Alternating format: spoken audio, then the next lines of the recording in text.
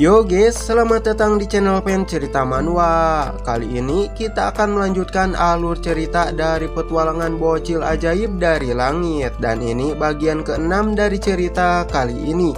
Dan pastikan kalian sudah menonton episode pertamanya biar nyambung alur ceritanya. Kalian bisa cek di playlist untuk video yang lainnya. Baiklah, tanpa berlama-lama lagi, langsung saja kita mulai ceritanya. Kemudian Shin berpindah ke sisi Luoyinyu. Ia dibuat keheranan dengan orang-orang yang ada di sekitarnya yang lari menjauhinya. Merasa kesal dengan mereka, Luoyinyu mengejar orang-orang itu sembari meminta mereka untuk berlatih bersama dengannya. Karena di pandangan orang lain, Luoyinyu terlihat sangat menyeramkan dengan aura yang keluar meluap-luap dari tubuhnya. Karena kekacauan yang Luoyinyu timbulkan, ia pun terus-menerus mendapatkan poin dari orang-orang yang lari ketakutan.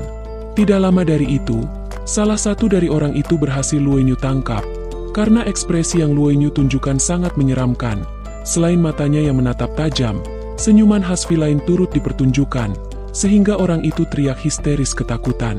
Merasa kesal dengan teriakan orang itu, Luoyinyu memberikan tendangan kuat ke perutnya dengan gaya Bruce Lee skill ketiga. Melihat orang itu yang tumbang hanya dengan sekali tendangan, Luoyinyu terkekeh sembari mengatakan bahwa mereka semua sangat lemah. Bersamaan dengan itu sistem memberitahukan jika poin yang Luoyinyu miliki saat ini sekitar 137.000. Tidak lama dari itu, Biangu datang menghampiri Luoyinyu dari belakang. Tanpa basa-basi Biangu segera mengangkat tubuh Luoyinyu dan segera membawanya pergi seperti seekor kucing yang sedang menggendong anaknya. Beberapa saat setelah itu, Luoyinyu pun dibawa ke suatu bangunan dan dilemparkan begitu saja sampai kepalanya membentur lantai di bawahnya. Baru saja mengangkat kepala, lagi-lagi tubuh Luoyinyu diangkat bagaikan menggendong anak kucing. Namun kali ini yang mengangkatnya Jenderal Ye. Jenderal Ye segera membawa Luoyinyu masuk ke dalam ruangan itu. Luoyinyu merengek meracau tidak terima diperlakukan seperti itu. Bisakah kalian tidak asal mengangkat dan menarik tubuhku seperti ini? Aku ini manusia dan punya harga diri juga. Setelah membawa Luoyinyu ke tempat tidurnya, Jenderal Ye bertanya memastikan pada Yan Futong dan Yu Huji. Apa kalian masih ingat dengan apa yang sebelumnya aku katakan? Jika mengingatnya kita pergi sekarang juga. Lalu Jenderal Ye meminta Pak Tua Jang untuk tidak ikut karena perjalanannya pasti melelahkan dan kakimu tidak akan kuat. Mendengar percakapan mereka Luoyinyu dibuat keheranan. Saat Pak Tua Jang berkata bagaimana dengan nona muda, Jenderal Ye segera bertanya, apa yang akan terjadi padanya? Pak Tua Jang menimpali, jangan biarkan nona muda menunggu kuda sendirian. Bagaimana kalau dia jatuh dan kepalanya retak? Jenderal Ye membantah perkataan itu. Tidak mungkin kepala anak ini retak. Yang ada malah kepala anak ini yang memecahkan tanah setelah terjatuh. Mendengar itu Luoyinyu dibuat sangat kesal olehnya. Yu Huji membenarkan apa yang dikatakan Jenderal Ye. Itu benar. Kepala nona muda bahkan bisa memecahkan gunung. Karena dia sedang melatih teknik kepala besi. Yan Futong di sampingnya tidak tahan lagi untuk menahan tawanya. Dan pada akhirnya Yan Futong pun tertawa terbahak-bahak saking lucunya mendengar perkataan mereka. Dengan dingin Jenderal Ye meminta mereka untuk diam. Tidak tahan dengan rasa penasarannya, Luoyinyu berdiri dan menanyakan sebenarnya mereka mau pergi kemana. Jenderal Ye menimpali jika mereka akan pergi ke kota Yong'an. Singkat cerita beberapa waktu setelah itu, Shin memperlihatkan luasnya dataran salju dan 3 orang yang sedang memacu kudanya di tempat itu. Kemudian Shin memperlihatkan Luoyinyu yang sedang tertidur di atas punggung Biangu. Saat itu, Luoyinyu mengigau menanyakan makanan enak apa yang Pak Tua Jang masak hari ini. Tidak lama dari itu Luoyinyu terbangun dan langsung mengeluarkan sebotol cairan dari kantung penyimpanan. Ia mengeluhkan jika Jenderal Ye sangat kejam karena tidak pernah memberinya waktu libur untuk meminum cairan body tempering. Meski begitu ia sangat senang. Karena dengan meminum cairan body tempering rasa lelah yang sebelumnya menumpuk di tubuhnya kini hilang entah kemana. Setelah cukup lama melewati jalur bersalju dan juga luka-liku, akhirnya mereka pun sampai di gerbang kota Yong'an. Melihat kota itu, Yan Futong mengutarakan jika dirinya tidak menyangka setelah 5 tahun tanah yang sebelumnya tandus kini berkembang menjadi perkotaan yang penuh dengan pemukiman. Yu Huji mengatakan jika kaisar tempat itu benar-benar sampah. Tentu saja jika bukan karena pemimpin kita yang dermawan dan juga luar biasa, yang percaya pada kemampuan Jenderal Ye sehingga menyerahkan wilayah tandus Linzhou padanya. Mendengar itu Luoyinyu cukup terkejut. Ia tidak menyangka jika Yu Huji sangat berani memanggil kaisar dengan kata sampah. Saat berjalan di tengah perkotaan Luoyinyu sangat terkesan. Kota ini unik sekali.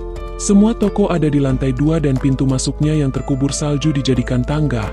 Ini benar-benar puncak kecerdasan manusia. Tidak lama dari itu, Luoyu melihat ayam panggang yang masih mengepul hangat. Ia pun dibuat ngiler melihatnya. Dengan semangat Luoyu mengeluarkan uangnya dari kantong penyimpanannya. Inilah saatnya untuk menggunakan uang ini. Di kamp tentara aku tidak bisa menggunakannya sama sekali. Tepat setelah Luoyu menggumamkan itu, Yan Futong mengatakan jika ayam panggang itu terlihat sangat enak. Merasa ada kesempatan Luoyu menanyakan apakah Jenderal Fu mau makan. Lalu Luoyu mengatakan jika dirinya akan membeli 2 ayam panggang. Satu untuk Yan Futong dan satu lagi untuk dirinya. Saat Yan Futong dengan senang mengiyakan. Seketika itu juga Yan Futong dibuat terdiam ketika Luoyu menjulurkan tangannya sembari mengatakan jika Yan Futong mau makan mana uangnya. Berhubungan Yan Futong merasa sangat lapar. Ia pun mengalah dan memberikan uangnya pada Luoyu dan memintanya untuk segera membeli ayam bakarnya. Dengan senang Luoyu mengiyakan. Akhirnya kita akan makan ayam panggang, apalagi gratis.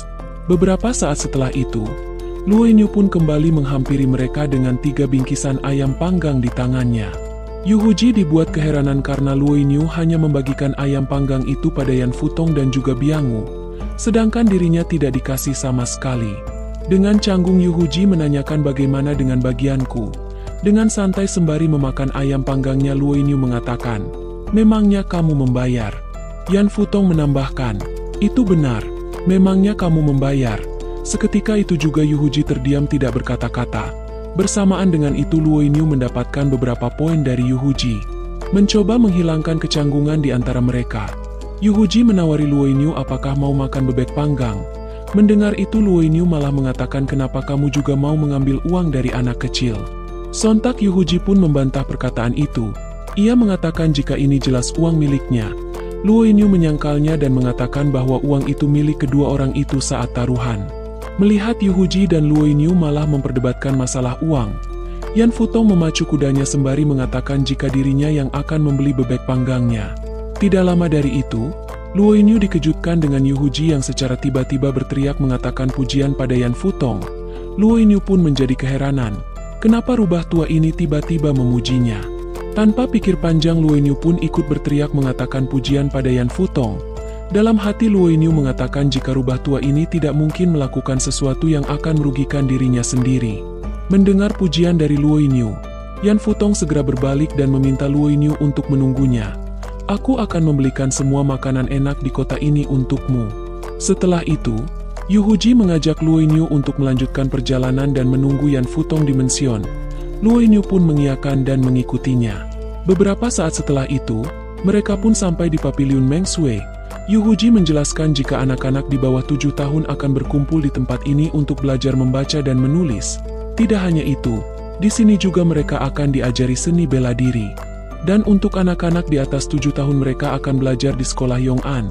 Di sini memiliki 2 jurusan yang dapat diambil. Jurusan seni bela diri dan jurusan akademik untuk belajar lebih lanjut. Mendengar itu Luoyu mengira jika biaya sekolahnya pasti sangat mahal.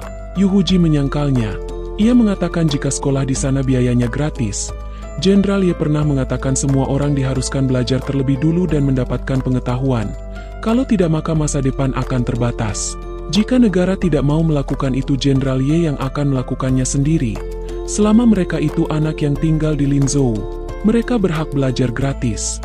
Mendengar itu Luoyu menyimpulkan, pola pikir yang dimiliki Jenderal Ye sama persis dengan orang modern.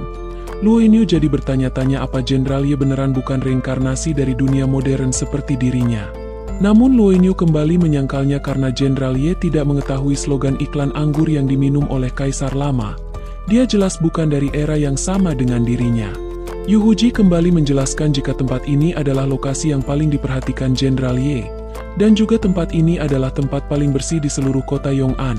Selain itu kota ini adalah tempat yang paling aman dan dijaga oleh para ahli seniman bela diri.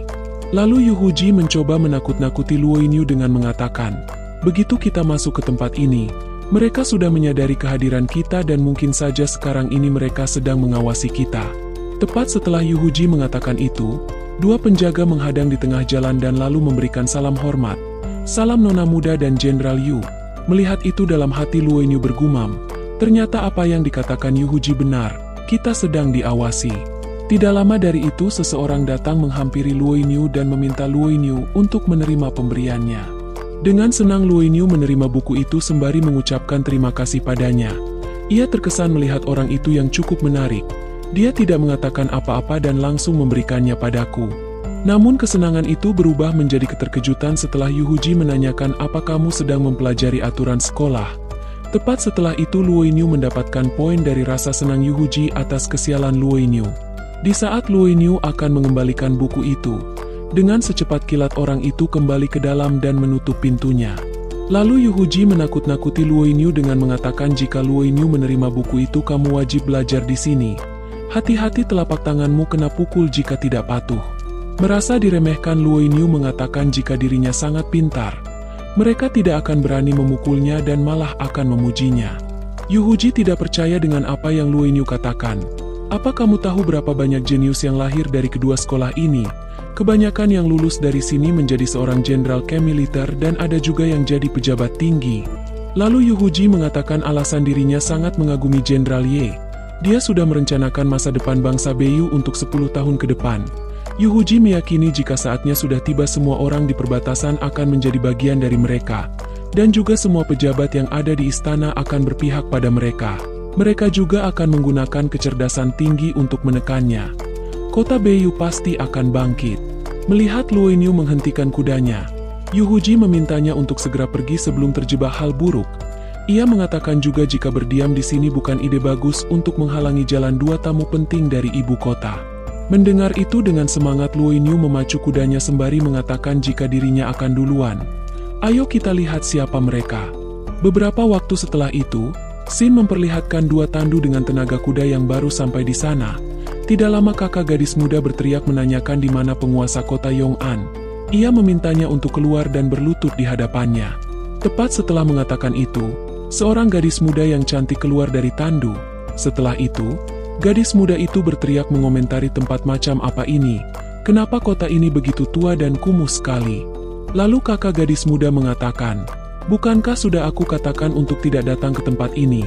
Bagaimana bisa tempat seperti ini disandingkan dengan statusmu yang sebagai putri permaisuri Beiyu? Gadis muda itu menimpali, karena dirinya sering mendengar para pangeran membicarakan tentang penguasa kota Yong'an. Karena itu dirinya ingin melihat seperti apa orangnya. Apa yang ingin kamu lihat? Dia hanya orang sombong yang terlalu percaya diri karena semua rumor yang beredar. Kakak gadis muda mengingatkan jika gadis muda itu satu-satunya putri sah dari Beiyu. Tidak lama dari itu, seorang prajurit datang menghampiri mereka sembari melaporkan jika kedua putri dari penguasa kota Yong'an sedang dalam perjalanan ke sini. Kakak gadis muda sangat marah mendengarnya.